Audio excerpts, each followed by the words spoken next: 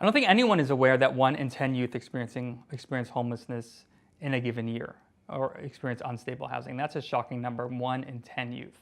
And the criminal justice and juvenile justice system, in a way, is no place for these young people to be.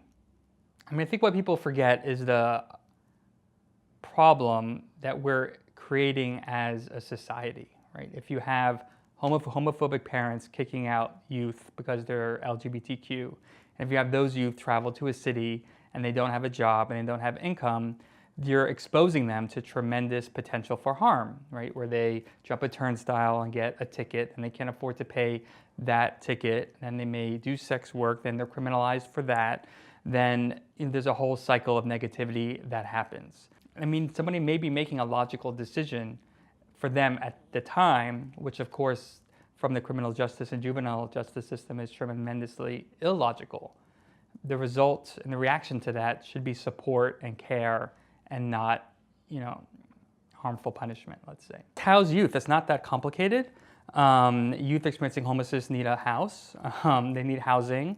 So to start with that as our fundamental approach. We had that expectation that here's a youth experiencing homelessness. What's the right solution to that? Their own apartment.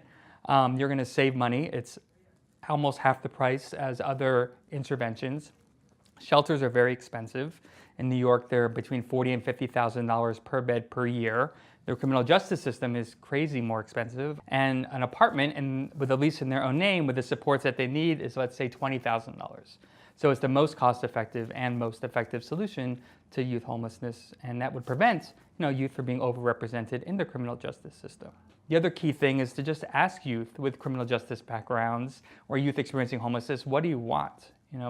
Here you are, you're an amazing person, what can we help you with? And that's never done, right? Instead, it's like you have to go to only this one shelter, you can't come here, you're in the wrong location, your ID doesn't match your gender identity. So instead of asking somebody what they want and how you can help them and giving them that help, you're creating barriers and you're creating conflict, and you're probably oftentimes involving more exposure to the criminal justice system versus more solutions away from it. Point Source Youthworks, our mission is to work in 50 communities to scale up 3 solutions.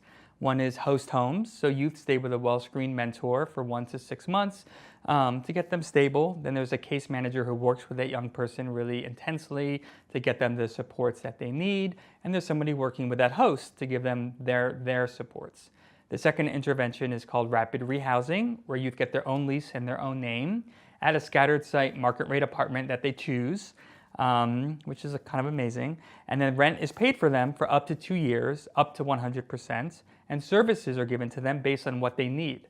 Oftentimes what happens in other ways of serving youth is there's a lot of rigidity to how they're served. If you don't show up for your group therapy session, you get kicked out. So this kind of shifts the power, where it's the youth's own apartment, it's their own lease, and now it's the youth and the landlord and the agency supporting them. And the third solution that we focus on is family strengthening. So a mental health professional, social worker, a therapist who works with youth or families together or separate to strengthen, when possible, their relationships with their families or chosen families or adult ally. The criminal justice system will make things worse, not better. And there are other solutions. If you give somebody a shot, if you give them care, you're going to make a big difference.